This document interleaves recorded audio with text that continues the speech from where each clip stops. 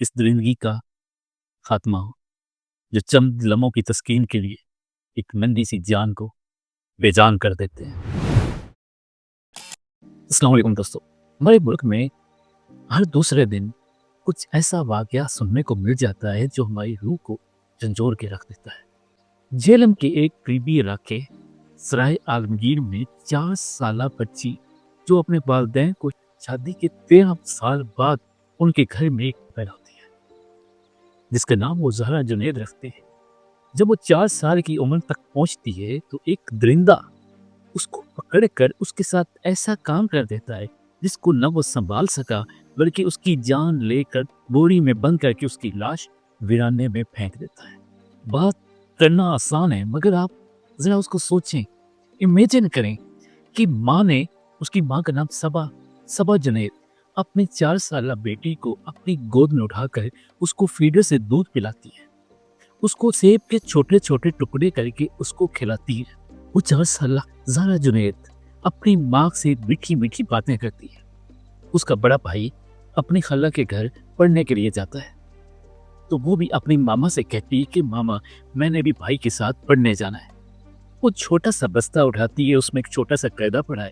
وہ اپنی ماں سے کہتی ہے کہ مجھے بھی اپنے بھائی کے ساتھ جانا ہے۔ بھائی دروازے سے پہلے نکل جاتا ہے۔ ماں کہتی ہے کہ ٹھیک ہے، تم بھی چلی جاؤ اپنی خالہ کے گھر، اگلی گلی میں خالہ کا گھر ہے۔ ماں کہتی ہے کہ ہماری گلی میں گہما گہمی ہوتی ہے، بچوں کو چھٹیاں ہیں، وہ سارے بچے اس گلی میں کھیل رہے ہوتے ہیں۔ ہمارا دل و دماغ میں یہ تصور ہی نہیں تھا کہ کوئی ہماری 4 سالہ بیٹی کو اٹھا کے لے جائے گا۔ وہ اپنے کام میں لگ جاتی ہے۔ تھوڑی دیر بعد وہ اپنی بہن کو کال کرتی ہے کہ میرے دونوں بچے آپ کے پاس پہنچ گئے، جس پہ بہن ان کو بتاتی ہے کہ آپ کا بیٹا تو یہاں پہ پہنچ گیا ہے، بیٹی تو نہیں آئی۔ زہرا جنید اپنی خالہ کے گھر نہیں پہنچی۔ ماں کو فکر ہوئی، وہ گلی میں آتی ہے، ڈھونڈنے لگ جاتی ہے کہ میری بیٹی زہرا کدھر گئی ہے، تلاش کرنے لگ جاتی ہے۔ ماں کی ممتا کی آواز سینے سے جب نکلنے لگتی ہے کہ میری بیٹی کدھر گئی ہے، زہرا جنید کدھر گئی ہے، وہ ڈھونڈتے ہوئے پاگل ہونے لگتی ہے۔ اس کے گھر والے کہیں شادی پہ گئے ہوتے ہیں، وہ بھی واپس آ جاتے ہیں۔ پولیس کو 15 پہ کال کی جاتی ہے، پولیس بھی وہاں پہ موقع پہ پہنچ جاتی ہے، کیمرے دیکھے جاتے ہیں۔ کیمروں سے یہ پتا چلتا ہے کہ وہ اپنے گھر سے نکلتی ہے، گلی کے کونے سے مڑتی ہے، اس کے بعد اس کا کچھ پتہ نہیں چلا۔ جس کیمرے سے دیکھا گیا وہ اس گلی کے کونے کے پاس ایک دکان میں کیمرہ ہے۔ گلی کے کونے میں ایک دکان ہے جس کے کیمرے سے دیکھا گیا کہ 3:07 پر وہ بچی وہاں سے گزرتی۔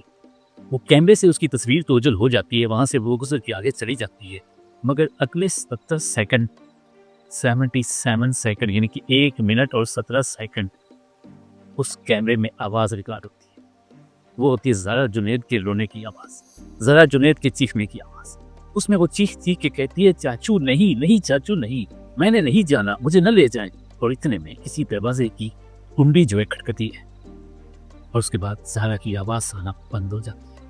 پولیس تفتیش کرتی ہے، ساری رات ڈھونڈتے رہتے ہیں، نہیں ملتی۔ اس سے اگلے دن پورے محلے کی تلاشی لیتے ہوئے جب وہ ایک ویرانے گھر میں پہنچتے ہیں جہاں پہ کوئی بھی نہیں رہتا، وہاں پہ ایک کونے میں پیلے رنگ کا پلاسٹر کا بیگ پڑا ہوتا ہے جو اوپر سے بندھا ہوتا ہے۔ اس کو جب کھولا جاتا ہے تو اس کے اندر سے نکلتی ہے لاش زہرا جنید کی، خون میں لت پت، جس کو کسی چھت سے گرا دیا گیا۔ اسے یہ ظاہر تھا کہ جو اس کے گھر کے آس پاس چھت ہیں ان سے گرایا گیا۔ تو وہ 5 گھر کی چھتیں بنتی تھی جو اس گھر کے ساتھ منسلک تھی۔ 5 مشتبہ اشخاص کو گرفتار کر لیا جاتا ہے۔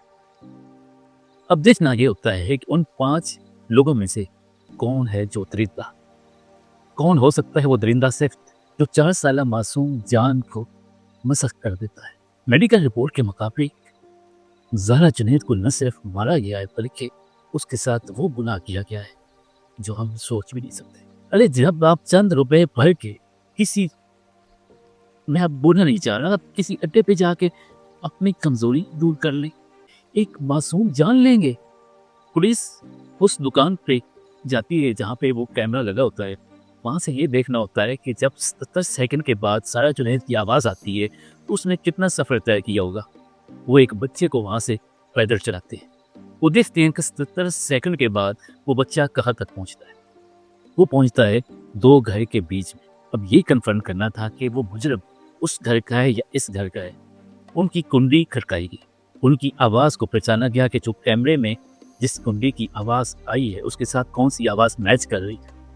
تو وہ جس گھر کی کنڈی کی آواز میچ کر رہی تھی اسی گھر میں تھا مجرم ندیم نامی شخص.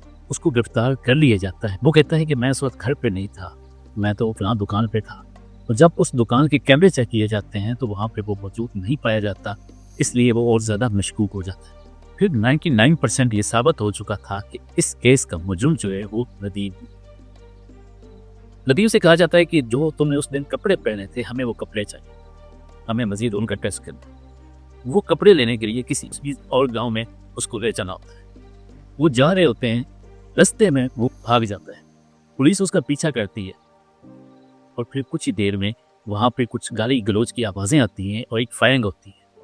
وہ بعد میں دیکھا جاتا ہے کہ وہ ندیم اس کیس کا جو مجرم تھا, ندیم وہ زخمی حالت میں پایا جاتا ہے. اس کو اسپتال لے جایا جاتا ہے مگر وہ اسپتال پہنچنے سے پہلے ہی مر جاتا ہے. سارا جنید کا ملزم تو مر گیا مگر یہ سوسائٹی ابھی زندہ ہے. یہ سوسائٹی جس میں ہم جی رہے ہیں اس میں ایسے کیس کیوں دیکھنے کو ملے. دعا کرتا ہوں کہ ایسا واقعہ پھر کبھی سنانے کو نہ ملے. میرے ملک پاکستان میں حیوانیت کا خاتمہ ہو, اس درندگی کا خاتمہ ہو جو چند لمحوں کی تسکین کے لیے ایک ننھی سی جان کو بے جان کر دیتے ہیں. میرے چینل کو سبسکرائب ضرور کیجیے گا. اللہ حافظ.